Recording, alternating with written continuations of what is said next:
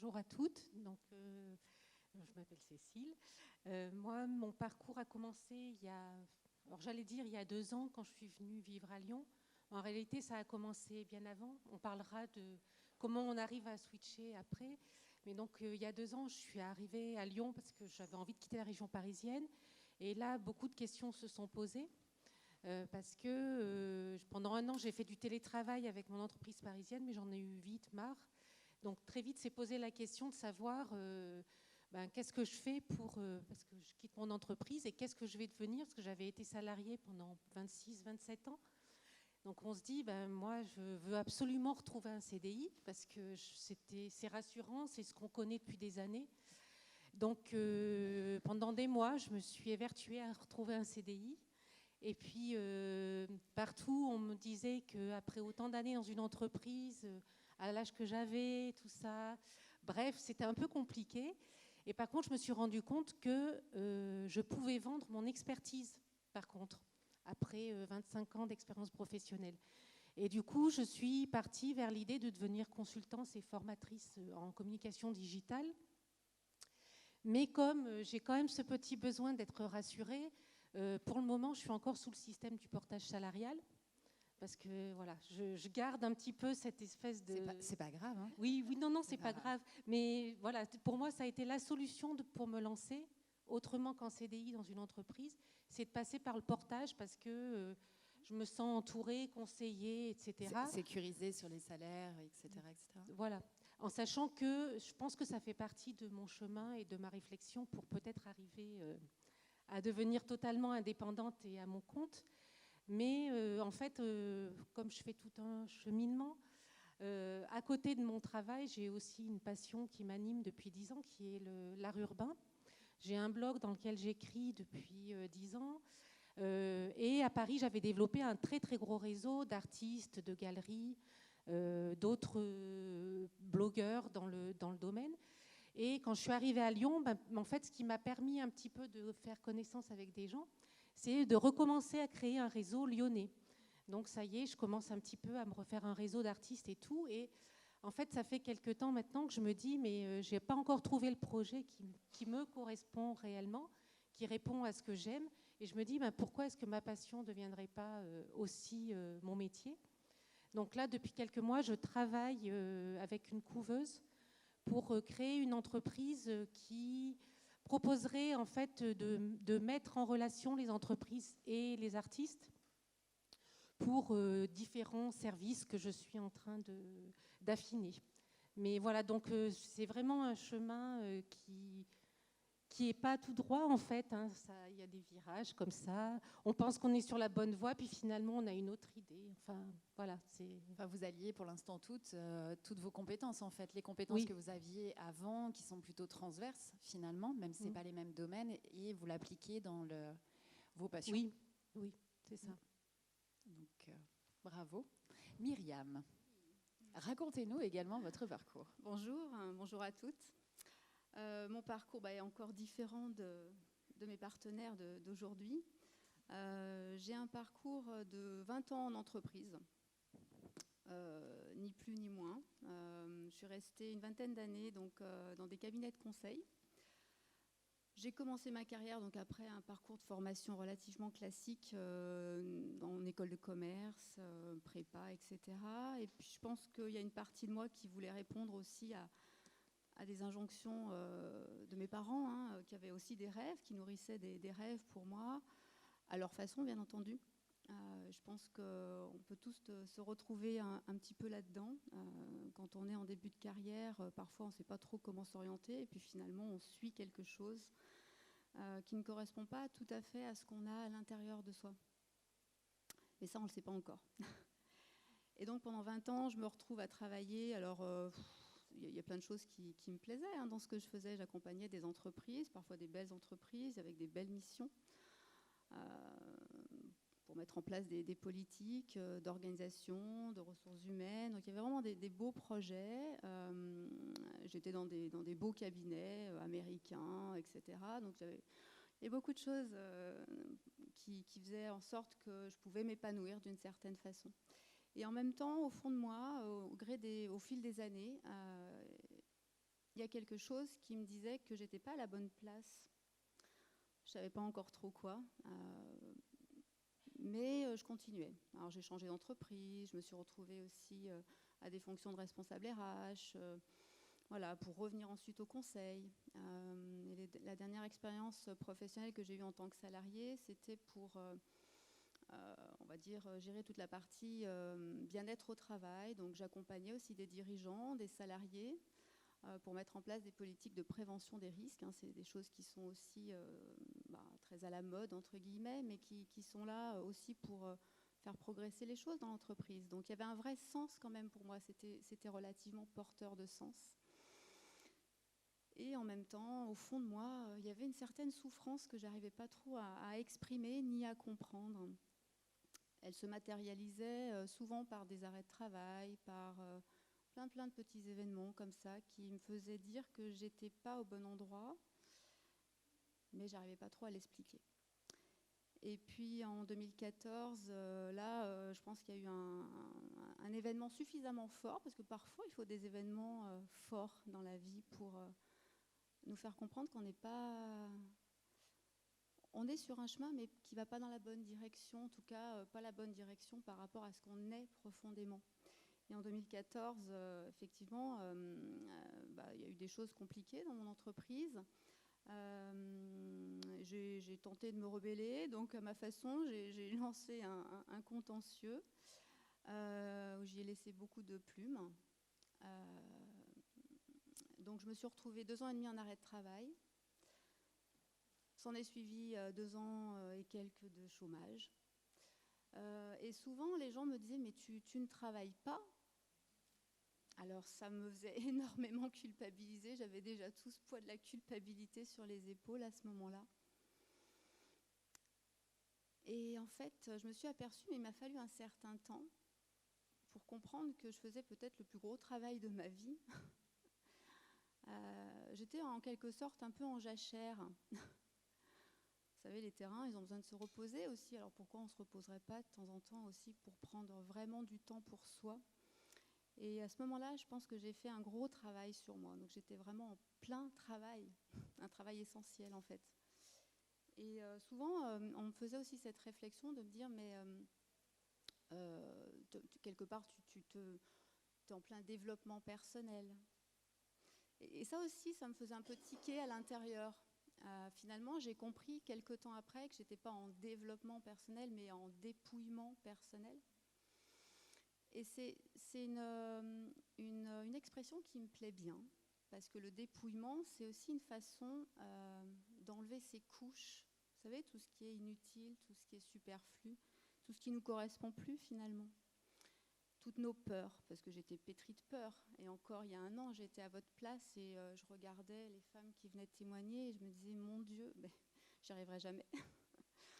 Donc j'étais vraiment pleine de peur. Et en fait, petit à petit, j'ai réussi à enlever ces couches de superflu, d'inutile, de croyances limitantes, puisque je croyais que j'étais nulle, que j'y arriverais jamais. Voilà. Alors je parle, je sais que je parle beaucoup. Et tout ça pour vous dire, quand même que voilà, à un moment donné, on arrive à se rencontrer. Moi, j'ai eu cette impression de me rencontrer pour de vrai, quoi. Et pour de vrai, ça veut dire qu'est-ce qu'il y a au fond de moi ? C'est quoi mon rêve ? Parce qu'on parlait tout à l'heure de rêve, et moi, je vous invite vraiment à écouter vos rêves. C'est quoi vos rêves de petite fille, quelque part ?